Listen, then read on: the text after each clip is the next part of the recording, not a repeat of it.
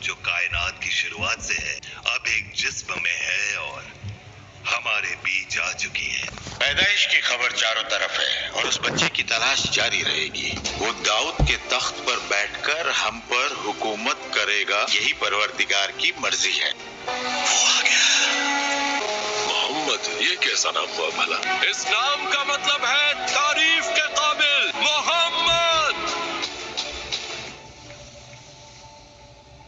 लेकिन सिर्फ मोहब्बत और दोस्ती ही बरकरार रहेगी, ठीक तुम्हारे हाथों की खुशबू की तरह जो हमारे मदीने से निकलने के बाद भी यहाँ तक आ रही है। क्या आपने उनके कंधों के बीच कोई निशान देखा है? जानते हैं क्या है वो? निशानी है पैगंबर होने की।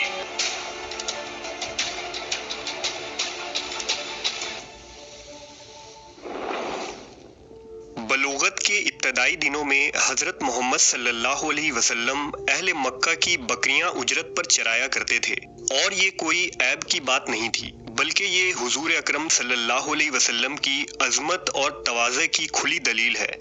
इसलिए कि बकरियां चराने वाले शख्स में जफाकशी, तहम्मुल व बर्दबारी और नरम दिली पैदा हो जाती है। इसलिए कि बकरियां चराना मामूली काम नहीं, बल्कि बहुत ही ज़्यादा होशियारी और बेदारी वाला काम है। यही वजह है कि तमाम अंबिया अकराम ने बकरियां चराई हैं। इस मुतालिक खुद नबी सल्लल्लाहु अलैहि वसल्लम ने अहादीस मुबारका में फरमाया है कि अल्लाह ने जो भी नबी भेजा उसने बकरियां जरूर चराई। सहाबा ने पूछा कि या रसूल अल्लाह, क्या आपने भी? तो आपने जवाब दिया कि हाँ, मैं भी मक्का वालों की बकरियां किरारियत पर चराता था। इसी तरह एक मर्तबा नबी सल्लल्लाहु अलैहि वसल्लम सहाबा कराम के साथ जंगल तशरीफ ले गए।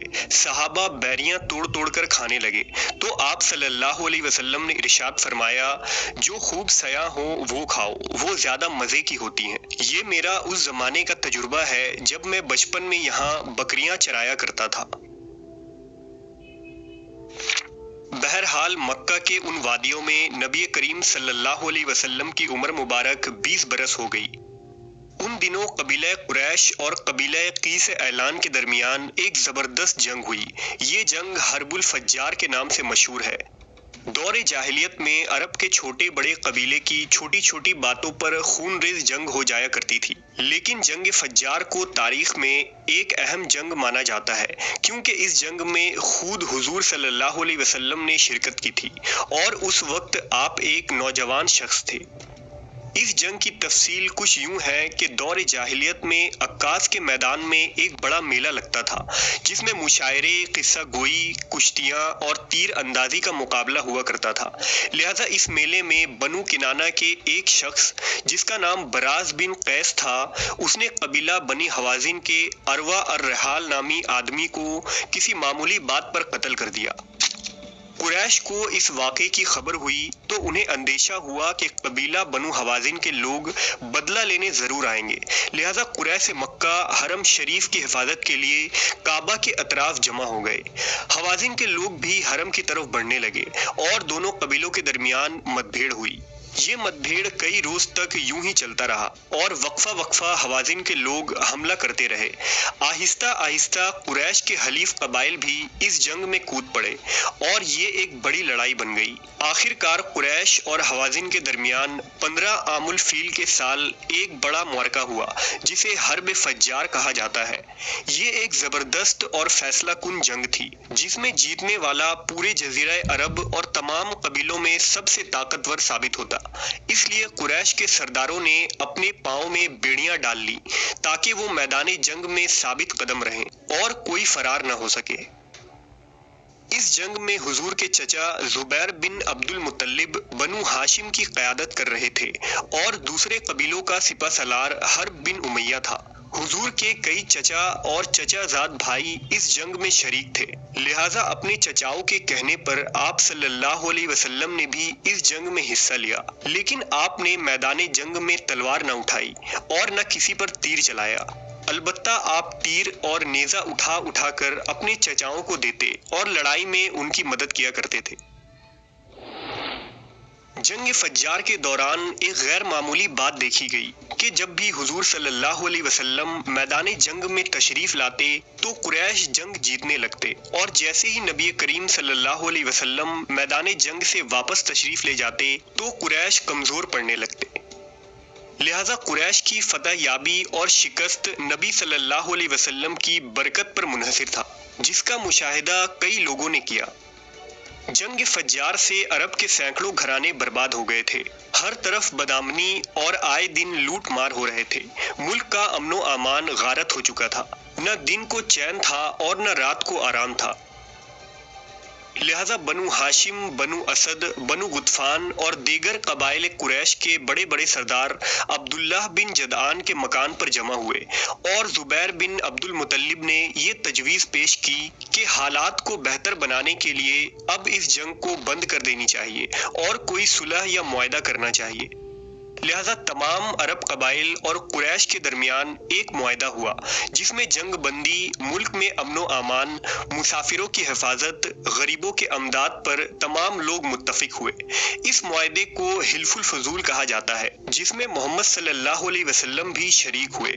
آپ کو یہ معاہدہ اتنا پسند تھا کہ اعلان نبوت کے بعد بھی آپ فرمایا کرتے تھے کہ اس معاہدے سے مجھے اتنی خوشی ہوئی کہ آج بھی اگر قریش چاہے تو میں اس پر قائم رہنے کے لیے تیار ہوں۔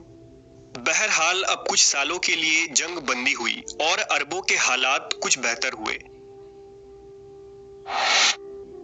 جب نبی کریم صلی اللہ علیہ وسلم کی عمر مبارک 25 سال کے قریب ہوئی تو تجارت کی طرف رجحان بڑھا، لیکن آپ کے پاس اتنی رقم نہ تھی کہ تجارت کر سکیں۔ لہذا جب مکہ کی ایک خاتون کو یہ خبر ہوئی تو اس نے نبی صلی اللہ علیہ وسلم کو پیغام بھیجا کہ آپ میرا مال تجارت کے لیے شام لے جائیں اور اسے وہاں مناسب قیمت پر فروخت کریں۔ اس خاتون نے یہ پیشکش کی کہ وہ آپ کو دوسروں سے بڑھ کر اجرت دیں گی۔ اس خاتون کا نام خدیجہ بنت خویلد تھا، جو مکہ کی نہایت ہی شریف خاندان کی ایک مالدار بیوہ خاتون تھی۔ سیدہ خدیجہ کا تعلق قبیلہ بنو اسد سے تھا۔ آپ کے والد خویلد بن اسد عرب کے امیر ترین انسانوں میں ایک تھے۔ جب جنگ فجار شروع ہوئی تھی تو خویلد نے بھی اس جنگ میں شرکت کی تھی اور وہ اس جنگ میں مارے گئے۔ لہذا باپ کے مرنے کے بعد سیدہ خدیجہ نے سارا کاروبار خود سنبھالنا شروع کر دیا تھا۔ دراصل سیدہ خدیجہ نے پہلے ہی حضور کی صداقت، امانت داری اور ایمانداری کے چرچے سن رکھے تھے اور وہ آپ کی خوبیوں سے بہت متاثر تھیں، اس لیے انہوں نے آپ صلی اللہ علیہ وسلم سے تجارت کی یہ درخواست کی تھی۔ بہرحال حضور نے سیدہ خدیجہ کے مال کو لے کر تجارت کے لیے شام روانہ ہوئے۔ اس سفر میں حضرت خدیجہ نے آپ کے ساتھ اپنے ایک غلام میسرا کو بھی روانہ کر دیا۔ ابن اسحاق کے مطابق سفر شام کے دوران حضور صلی اللہ علیہ وسلم نے ایک جگہ تھوڑا توقف کیا اور ایک درخت کے سائے میں آرام فرما ہوئے۔ قریب نستور راہب کی ایک خانقاہ تھی۔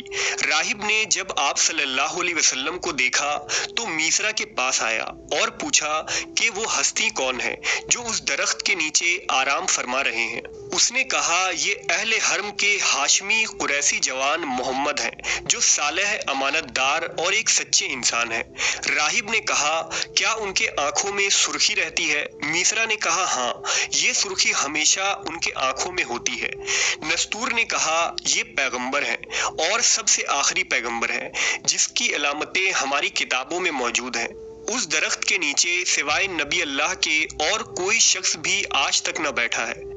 میسرا نے راہب کے اس بات کو ذہن نشین کر لیا اور سفر آگے بڑھا۔ جب یہ کاروان بصرہ پہنچا تو محمد صلی اللہ علیہ وسلم ایلا کے نزدیک ایک خشک کنویں کی طرف بڑھے اور اس کے بعد اس کنویں میں اپنا ہاتھ ڈالا، اس میں سے چلو بھر پانی اٹھا کر اپنے ہاتھ دھوئے اور اس کے بعد قریب میں موجود ایک سوکھے ہوئے درخت کے نیچے بیٹھ گئے۔ میسرا نے دیکھا کہ وہ سوکھا ہوا درخت اچانک سرسبز ہو گیا اور محمد صلی اللہ علیہ وسلم اس کے سائے میں عبادت میں مشغول ہو گئے۔